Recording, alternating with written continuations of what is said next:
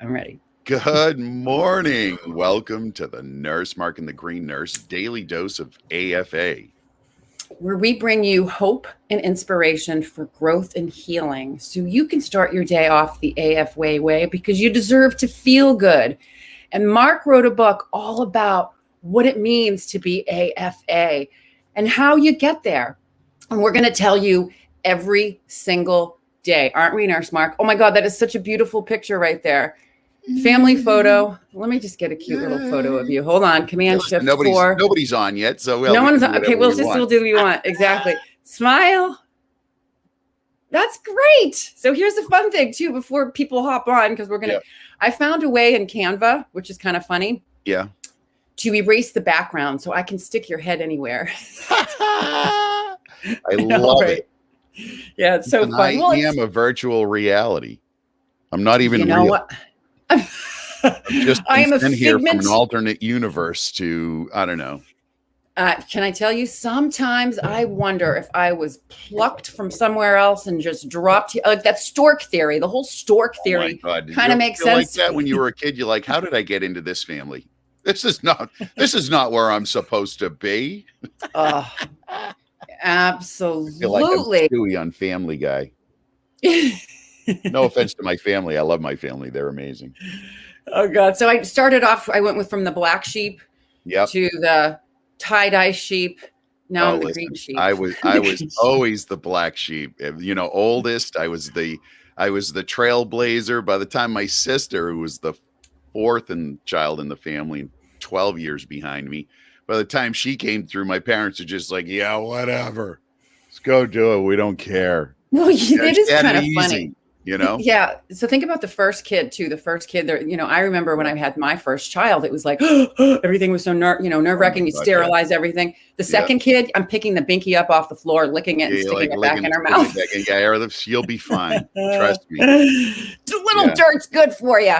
Oh my God. Yeah, I know it is. It is hilarious. And then you get to the third one and you're like, oh, well, yeah, whatever. Sure.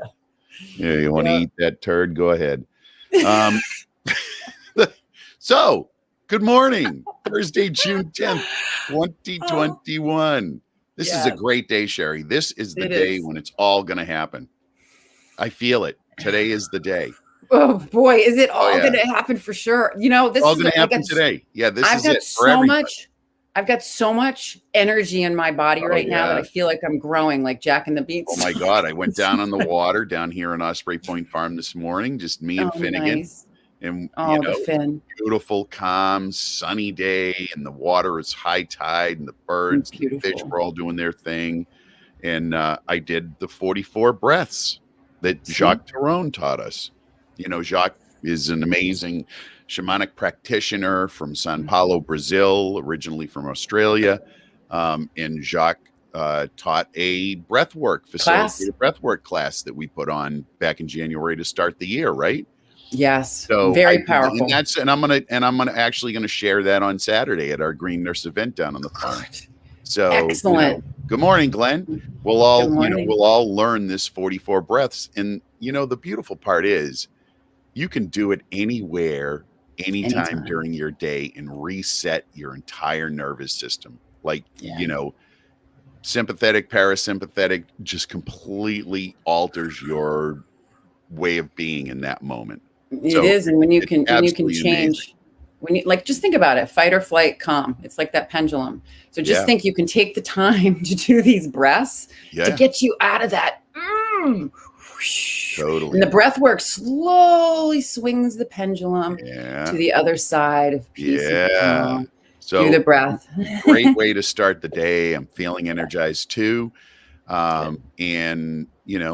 Absolutely, Glenn. You want to be in on this. The 44 breaths, super easy, super simple, powerful, effective. Yeah. I mean, it's just, and the thing is with breath work, it's similar to yoga, right? I was a yoga instructor for a few years, and in yoga, you always want to cue the class. You always want to teach people. You want to educate people to begin where they're at and honor that wherever they're at in the journey. Good morning, Ashley. And so the same is true for breath work. There are days, and it changes every day. There are days when I do the 44 breaths where I get super dizzy in the middle of it, right? Like just kind of, but stick with it and work through it, and I get through it. There are times when during the integrative breaths that are part of it, when I'm on an out breath, first breath is breathing in, holding it, right? And honoring your higher self. The second integrative breath, good morning, Beth. The second integrative breath is an exhale and hold, right? Sometimes that one is super hard, right? For letting go. Because it's letting go of everything that doesn't serve you anymore. And I'm just like, I want to hold on. Exactly. Other times I can go all the way through the 3 cycles. No problem. No dizzy. Hold my breath for as long as I want. Exhale and hold as long as I want. Like, it's really amazing where you're at physiologically day to day. And so the message is just be good where you're at. Like, you're fine wherever you're at. Start where you're at. It's easier that way. Yeah. Yeah. And I look at it this too, is how about this? Practicing the sacred pause through breath. Yeah. Right? The sacred pause. And that's what it is. And Mark, I cannot wait for you to share that with everyone on Saturday. It's so much fun. Yeah. I know. The event. I did a plug. The event on the 12th. Yeah. So this Saturday, noon to 4:20. I am so excited. Getting prepped down here on the farm. We're making sure all the cows will be well behaved. I talked to each one of them this morning. I said, listen, we got people coming. We got people coming. Keep your gotta behave. To a low what about Hank and Frank? What about Hank and Frank? Oh, Hank and Frank, the turkeys. Yeah. So there's turkeys. A couple of heritage breed turkeys down here. Hank and They're Frank. Like pets. And they love to interact with people. They're very interactive. Into like a pasture that they can't really get out. They can. I mean, they can fly out of it, but they don't, because they would cross the road and they would stop traffic. So we're like, oh, Hank, Frank, please. Gotta go back in there. So anyway, we're going to do that. Let's get to some daily love. I cannot wait for some love. More love from Nurse Mark. Today's a good one. Today's a good one, and it's called Shine. It's from the Daily Word. I just put on glasses so I don't miss one single word. Ready? Okay. Yes. Here we go. My shining light brightens the world. From a great distance, the stars at night shine brightly, a constellation of brilliance that resembles an array of diamonds against an inky velvet sky. If I were able to see the stars from a closer distance, I would see each star as an individual light, no two alike. All the lights shining together illuminate the sky, but if even one were missing, the sky would not be as bright. I am a star shining my divine light as only I can. No one else has my exact gifts and abilities. No one can express the goodness and grace of God exactly the way I can. This is true of me and everyone else on earth. Each person is a brilliant star, shining the light of God uniquely, contributing to our shared luminous life. So, here we go. That's so light, powerful. We were born. There it is. We were born to shine. Absolutely. Just think about that. You hear practitioners, shamans, these inspirational spiritual people say that we have that spark of light, that divine. You can see it in people's eyeballs, right? Let that shine. And here's the other concept. I'm going to tie it to the endocannabinoid system. So, so think about it. We have individual cannabinoids, and the whole of the plant is greater than its individual parts. So just think, we're each individual stars. And when we come together, we are the entourage of light, right? So think about it. This is why we're here. We want to light your fire. We want you to realize your AFA exactly as you are. Right. And when you shine your light, you actually step into the collective consciousness that is doing the same thing. And I'm telling you, it is amazing, right? And it's an ongoing, and it's just remembering. So if I forget that if I feel like my fire's out, I'm like, Mark, hand me that pilot light. Will you light me? Right? So it's just and having those. And the part that's cool is when you're on a journey together to evolve consciously for your personal development, you attract those people, and then you want to support one another, and you help, and you hold each other's hand to get them through. Good. Yeah, I know.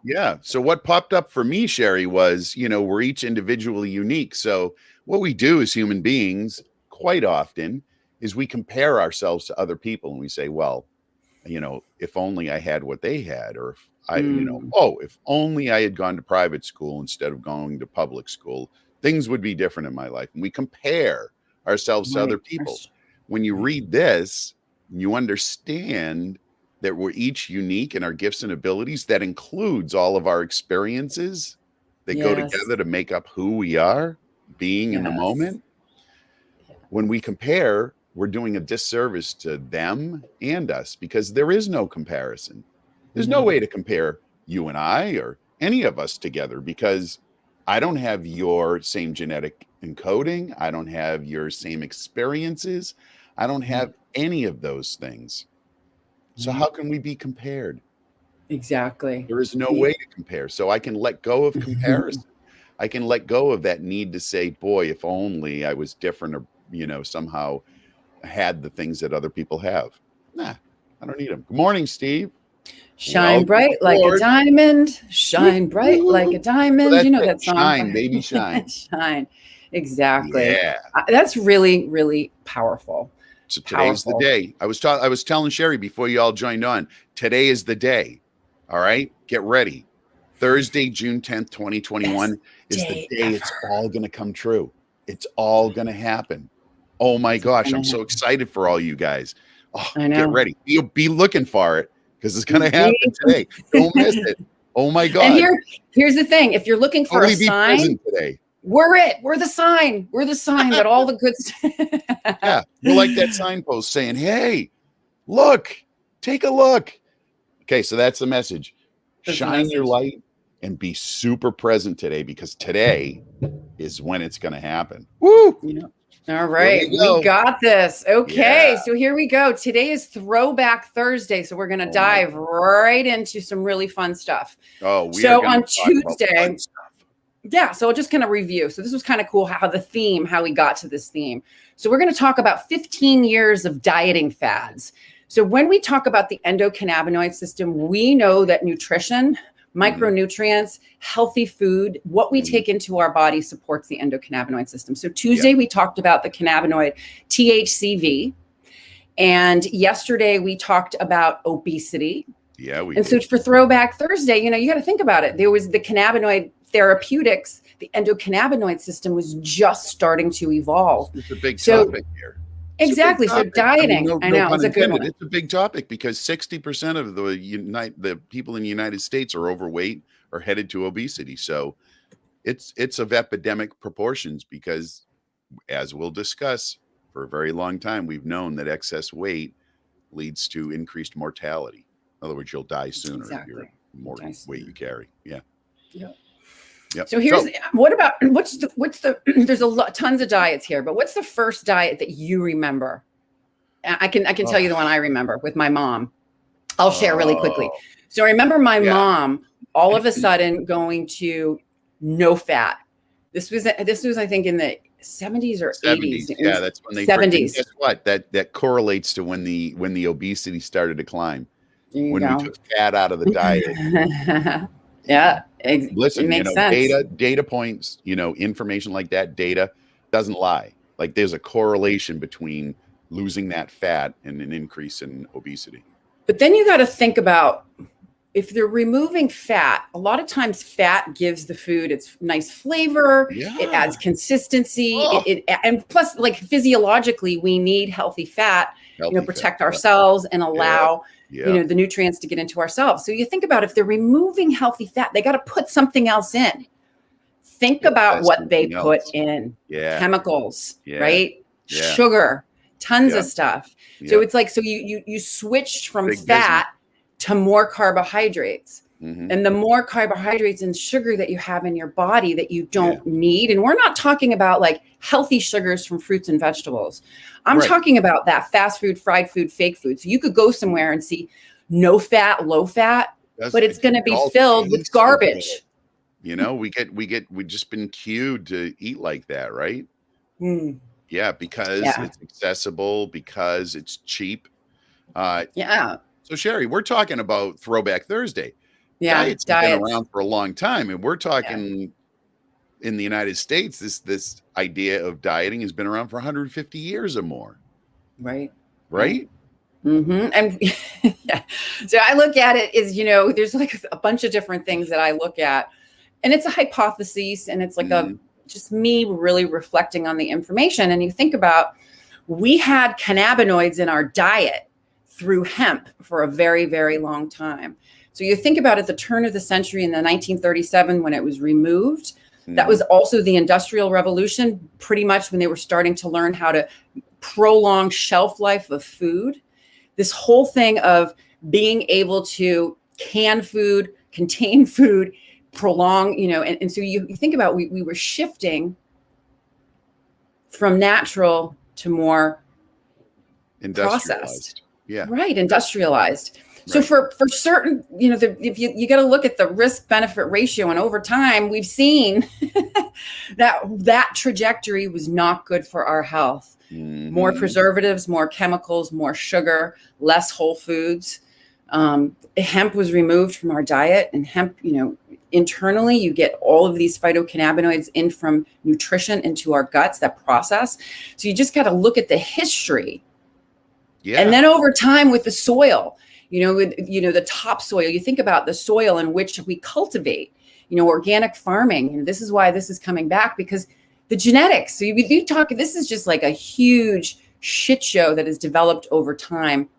Then the pharmaceutical industry replacing, the natural alternative. So the evolution of how we and why we get fat is, I truly think it has to do with because of what we did in hopes of doing something else. But it was even prevalent way back in 1863. That was the first time that there was a low carb diet invented by a guy named William Banting. So we're talking people, there was concern then that people were overweight. And so, what is it always related to? It's related to what you're putting in. So here's the interesting thing. That's really interesting that the low carb was back in the 1800s, because that circled right back around again. Do you remember the zone diet, the keto diet? We'll talk about all of those. All right. Yeah, for sure.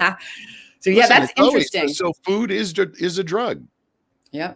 Bottom line, food's a drug because it has an effect physiologically on you. And so what you put in is going to have an effect on what you see as a result of how your body stores fat, how much lean muscle mass you have, So dieting, let's go back. Let's talk about, you mentioned the ketogenic diet. That's one that's been pretty popular in the last 5 years, right? I think it's about 5 years, 4 or 5 years, where you see a lot of companies popping up. A friend of mine has a great ketogenic company, 180 weight loss. And so the keto diet, it's about high fat, medium protein, low carbohydrate.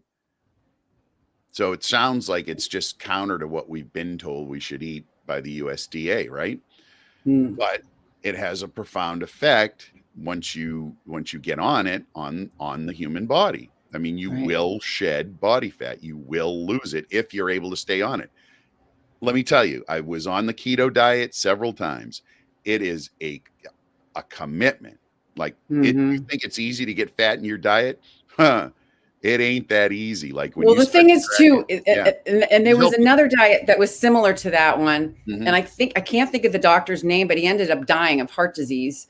It was an all fat diet. So the interesting thing about that Atkins diet.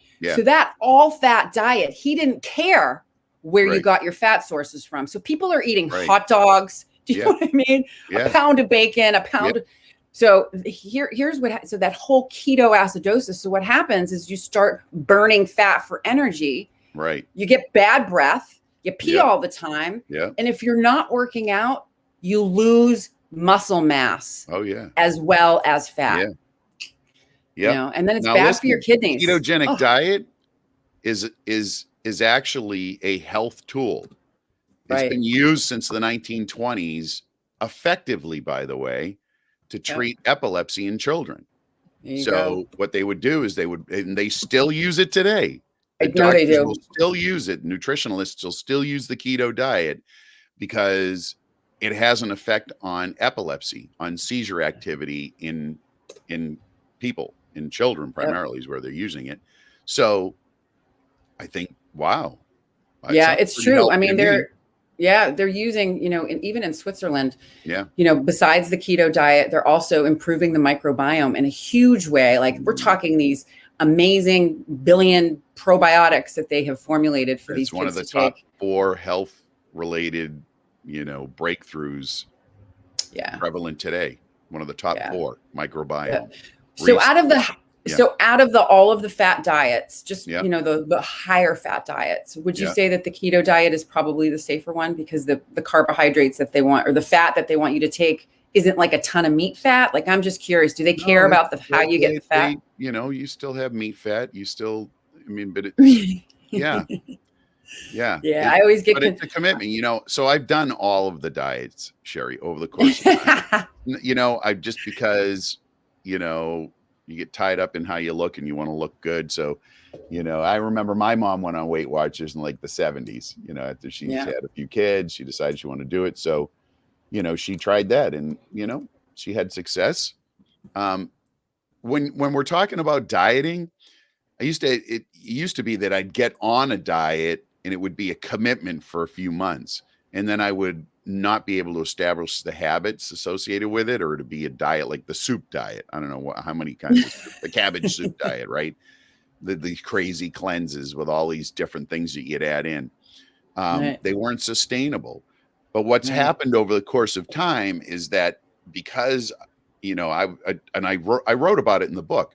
Part of the book is about nutrition and diet, because, it's part of how you maintain this amazing human body that we live in.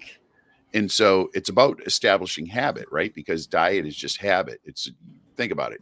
The foods that your mom cooked when you grew up, you probably still have an affinity for. Your grandparents, it's what you grew up with. It's a go-to food, right? Because it's habitual. It's the same thing. We get into habits of eating. Think about it. If you go through the week, you probably have similar meals every week, because those are your go-to, right? So what happens over time when you do these different diets, after you start to track and see this was key. Tracking was key. When you track using an app, you see what effect a particular food has on the amount of calories, on the amount of fat, on the amount of carbohydrates, and the amount of protein. When you start to see that, you start to change how your relationship to that food. So what's happened over time is the diet that I eat is a conglomeration of paleo, keto, zone, because I've done all of those. Well, all it ends up being is an awareness of the choices that I'm making in a particular moment about what I'm going to eat. Exactly. Completely 100% agree with you. And basically too, a lot of times they'll bring it back to the endocannabinoid system in patients with autoimmune conditions. That has also been a key for me with pain flares or the flare up of that autoimmune condition, tracking and having an awareness of what I'm putting in my body. Because 9 times out of 10, when I wake up the next day with aches and pains, I can always look back and say, what did I eat? What did I not eat? What did I do or not do? What you put in your body, right? Put what you put in your body. So I have a fun one. So my first pregnancy, I gained 75 pounds. I was enormous. I couldn't wear shoes. I had Fred Flintstone face. I feel like my face, like I changed, not in a good way. So I had issues with blood pressure at the end, and I wasn't educated the way I should have been. You know what I mean? I was not educated that particular time. And that was my daughter's going to be 22. So it was 22 years ago. Yep. So after I had her, I decided to start studying the diets. And I went on that whole diet regimen. And the one that I really liked the most, that I had to stop, it was a commitment. But once I got into it, it was amazing. It was the raw vegan diet. Yeah. Listen, a raw food diet is amazing. There are a lot of people stepping back into that one. It's a commitment. It's not easy to get it to continuously have just raw food. It's work. Think about it. You're not going to get it in really many restaurants, right? You have to really work on it. Oh, I used to bring my food with me. I had a dehydrator. So the raw food diet is you don't want the food that you're going to eat to have ever risen above like 110 degrees. You don't really cook your food. but it was delicious. And the thing that, I mean, I was nursing, so the weight came off really easy. I was able to develop muscle mass. But what ended up happening with that diet is because all of the food is alive and it's filled with nutrients, is that I started to not sleep very much. I had so much energy. Now just think about it, a brand new baby, a ton of energy. You need to sleep when the kid sleeps, wasn't sleeping. And then I got too thin. So I had to start. So it was really interesting. So this is really, really important for people, that it's really, truly about the balance. And I needed to start introducing more cooked food into my diet. Yeah. Hey, my wife's speaking Indian up here. Hi. What is raw isn't good for all doshas. No. Yeah. For all what? Doshas? Yeah. I think that's constitutions. Like they're in Ayurvedic, I think there are different constitutions. Yes. So yes. Calling that. You know what? I would agree with that. I would agree with that. Cooked food is grounding. You're right. You're right. The diet that works best for me may not be the diet that works best for you, right? Yes. Well, that's why it's on a journey. It goes back to shine your own light and eat your own food. Right? Exactly. Yeah. So the bottom line is when we're teaching about nutrition, Mark's book, get it? It's got a lot of great information in it. And it is true. So what I've done even over these years is to pick and choose. You know what I mean? I've experimented, just like with religion and spirituality. I've studied every religion, studied every spiritual guy. And so you pick and choose what works for you. So it's the same thing with eating, and you have to pay attention. Paying attention is key. Awareness. The best thing that you can do is download an app and track what you're eating. I'm telling you, just do that one simple thing. Do it for a month. Like Lose It, MyFitnessPal. There are some great apps out there. Just track what you eat and be honest, put in everything that you put in your body. Alcohol, water, like track. Yes, it's true. Here's the other thing too. Fascinated at what you find. But it is fascinating doing that. So quick question. When I was working at Get in Shape for Women, there was 3 gyms, and I was doing their educational piece on weight loss and choosing and the tracking of the food. So one of the things that women didn't realize, I was like, when do you go to BJ's or Costco's and they have all of those little samples? So some woman was like, oh my God, I ate a whole meal walking through BJ's. Right. You had 1,000 calories with walking through BJ's, right? No, I mean, it really is that. It does add up. I talk about it in the book. It's the first thing that you do. Like if I'm coaching somebody on a nutritional plan and I'm trying to help them with establishing sort of their baseline, the first thing we do is just for a month, track what you're eating. Don't analyze it. Don't think about it. Just get in the habit of picking up your phone and putting it in when you do it. Yeah. It is good advice. It is amazing. So let's wrap cannabinoids back into this. Right. So the endocannabinoid system is the largest neurotransmitter signaling system. So just imagine that umbrella, all the spokes of the umbrella are organ systems, all 11 of them, including our immune system. The neurotransmitter signaling systems give messages. That's the fabric of the umbrella. The endocannabinoid system's at the tippy top, and it blankets on our entire umbrella. So you think about it. So not only when we take in cannabinoids to shower on our umbrella to tell our body to either do something or not do something, nutrition, we need to get those nutrients into our cells. So our body knows how to use it in a way. So it's not, honestly, you are what you eat. It's more along the lines, you are what you absorb. And how does your so if you're not absorbing, it's all just a big chemical bath. So what you're putting in there is going to affect how the chemistry inside of you is working and how that bath, how that shower is showering.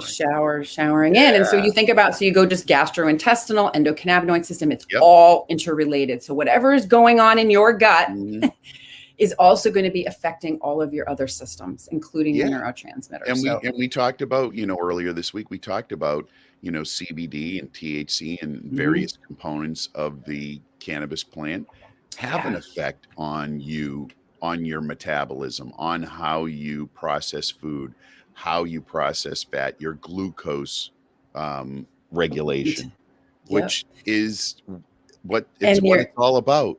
It's what it's all about, that glucose regulation, because that's the fuel that gets to your cells, right? So you want to make sure that you're humming right along. Your body's doing what it needs to do. All right. We're well oiled. Everyone stay well oiled. Whatever. Pick up. Listen, here it is. Shine your light. Today's the day the miracle's going to happen, and track what you're eating today. Yes. And report back. We want a full report. All right, Sherry, listen. AFA day today. What we got going on tomorrow morning, 8 o'clock, of course, always weekdays, 9 o'clock, Frequency Friday, the Healy. You know, if you show up, you'll gain benefit from it. Show up, give it a shot. And then Saturday, noon to 4:20. Come on down to the farm. High vibe with us at high noon. Love you too, Jamie. Yes, you guys are awesome. Nurse Jamie Rollins. Good morning, everyone. Thank you guys for joining us. Yeah. Truly has been great. Oh, so Sunday we forgot one thing that we have. Oh, and there's Carrie Lee.